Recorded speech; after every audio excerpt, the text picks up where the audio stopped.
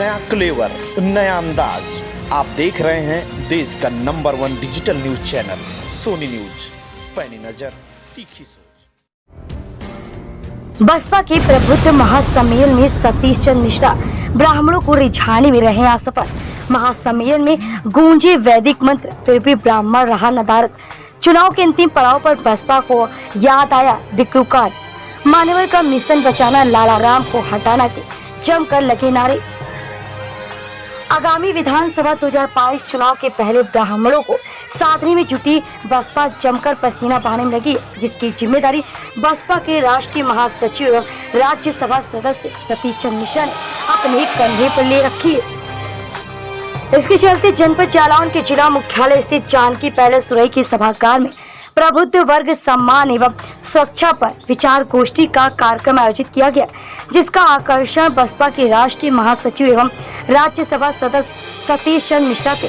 दोपहर में सतीश चंद्र मिश्रा का काफिला जानकी पैलेस सुरई में पहुंच और उनके पहुंचते ही जिंदाबाद के नारे लगने लगे और वो सीधे मंच पर पहुंचे और कार्यकर्ताओं का अभिवादन और स्वागत स्वीकार किया।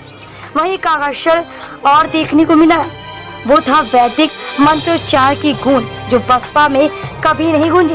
वैसे भी कहा जाता है कि राजनीति में कौन कब क्या कर जाए, क्या तमाशा दिखा जाए, इस बात का कोई भरोसा नहीं है।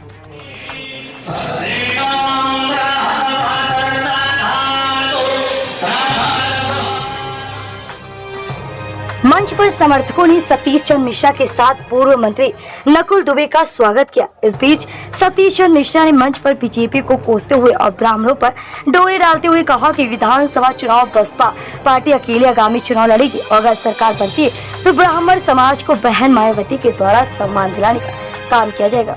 उन्होंने कहा कि विक्रुकांड के नाम पर निर्दोष ब्राह्मणों की हत्या करवा दी गई। इसके साथ ही 50 से अधिक निर्दोष ब्राह्मण समाज के लोग विभिन्न धाराओं में जेल में बंद हैं। बसपा राष्ट्रीय महासचिव ने कहा कि आखिर अमर दुबे गैंगस्टर विकास दुबे का भतीजा की पत्नी का क्या दोष था। उसे लखनऊ से मिले इशारे पर जेल में डाल दिया गया, जिसे पैरोल तक नहीं मिली तथा गलत रिपोर्ट लगाकर उसकी जमानत अर्जी खारिज करा दी गई। उन्होंने हिंदू संगठन के नेता कमलेश तिवारी के अलावा रायबरेली, गोरखपुर, लखनऊ में भी ब्राह्मणों की हत्या का आरोप लगाया। उन्होंने कहा कि लखनऊ में विनय तिवारी की गाड़ी रोककर पुलिस ने सीने में गोली मार दी तथा मिर्जापुर में नाबालिग ब्राह्मण बच्चों को मार दिया था।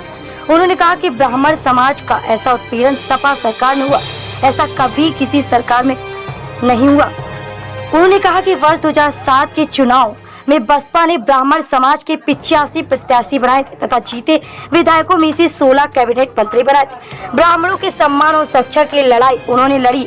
सबसे ज्यादा सम्मान ब्राह्मण को यदि कहीं मिला तो बसपा में। उन्होंने कहा सभी के बीच में पहुंचकर मायावती के संदेश को पहुंचाने का काम करें, जिससे आगामी विधानसभा चुनाव में मायावती जी की सरकार बने।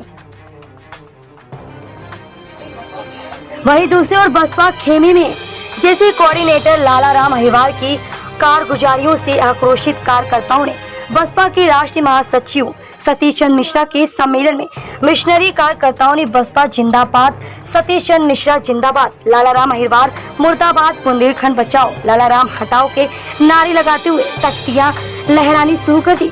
यह नजारा देखकर प्रबुद्ध वर्ग संगोष्ठी में आए समर्थकों के चेहरों पर हवाइयां उड़ने लगी और काफी देर तक अफरा तफरी का माहौल भी बना रहा। बतौर मुख्य अतिथि सतीश चंद्र मिश्रा भी सब कुछ अपनी आंखों में टकटकी लगाए देखते रहे। इसी बीच मौके की नजाकत देख लाला राम अहिरवार मंच से खिसक लिए। बाद में मिशनरी कार्यकर्ताओं ने बसपा के राष्ट्रीय महासचिव सतीश चंद्र मिश्रा को लिखित शिकायत पत्र सौंपा, जिस पर उन्होंने सभी को आश्वासन दिया कि पार्टी जल्द ही इस मामले पर निर्णय लेगी। मंच पर बसपा के पूर्व मंत्री नकुल दुबे का कार्यकर्ताओं द्वारा स्वागत किया गया। कार्यक्रम की अध्यक्षता बसपा जिलाध्यक्ष धीरेन्द्र चौधरी और संचालन सुरेश तिवारी इकहरा ने किया।